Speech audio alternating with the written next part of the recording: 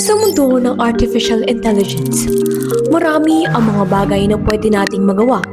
Kagaya na lamang ng pagpapatulong sa iyong asignatura, paghahanap ng impormasyon at gabay sa tuwing may sinusulat at ginagawa tayo.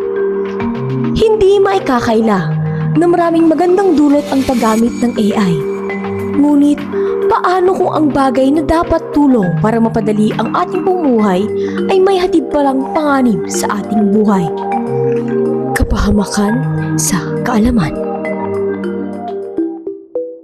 Ang AI o Artificial Intelligence ay ginagamit ng halos lahat ng tao, lalo na ang mga kabataan dahil sa tulong nitong hatid. Ayon sa ulat ng UNESCO, mahigit 60% ng mga mag-aaral sa sekundarya at kolehiyo sa iba't ibang bahagi ng bansa ang gumagamit ng AI tools.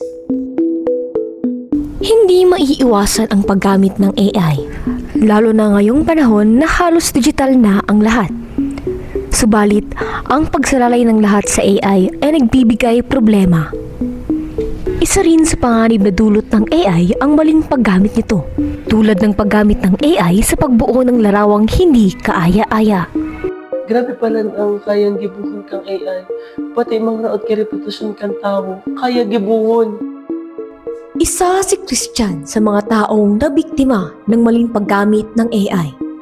Si Christian ay isang matalino, maraming talento at palakaibigang estudyante. Siya ay palaging una sa klase at magaling sa sports. Si Christian ay tinatawag na social butterfly sa kanilang eskwelahan. Ngunit matapos ang nangyaring insidente ay tuluyan ng humina ang kanyang kalooban.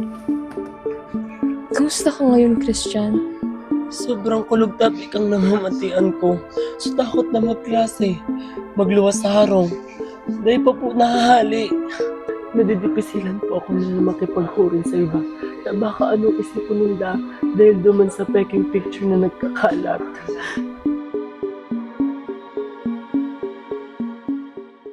Ano yung nangyari? At ano din yung naging epekto dito sa'yo? Kung dati po kaya, may nagkakalat na picture ko na nakabamplos. Pero aram ko sa sarili ko, na bako man ako ito. Ginamitan po nila na AI sa pando ko para maging malaswa. Nagkalat po ito na picture. Tapos, para apod na po nila ako durat kung ano-ano. Bagla. Itos pa po nila ako. Namundo tabi ako na maray. Buda na dagit. Maraoto sa binibo sa kuya. Pati wala sa kuya nagtutubod na peke itong picture na ito.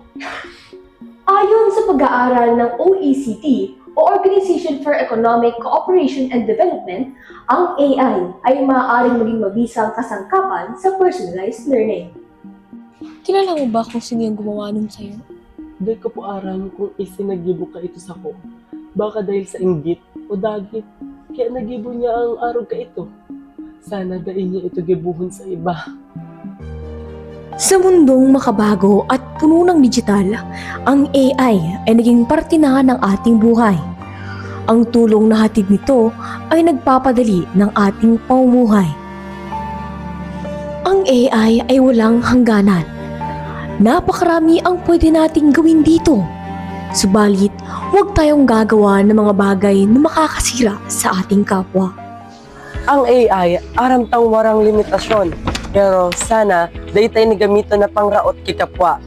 Aram ko, tapos aram mong dakula ang tabang kang AI. Kaya, gamiton tayo ni sa tama, bako sa sala. Ang kwento ni Christian ay nagpapakita sa atin ng nakatagong panganib ng AI. Ibinunyag nito ang nakakatakot na gamit ng AI gaya ng deepfake. Ang pangyayaring ito ay nagsisilbing babala at paalala na may kalayaan man tayo sa paggamit ng AI, mahalagang ilimita ang sarili at gamitin lamang ito sa nakabubuti. Ang paggamit ng AI ay hindi pinagbabawal at ito pa ay sinusuportahan. Basta't ang bawat isa ay may disiplina, pagkontrol at alam kung ano ang tama sa maling paggamit. Huwag gamitin ang AI sa mga bagay na pwedeng makasira sa kapwa. Dahil sa huli, ang AI ay gabay lamang, hindi para tayo'y gawing mangmang.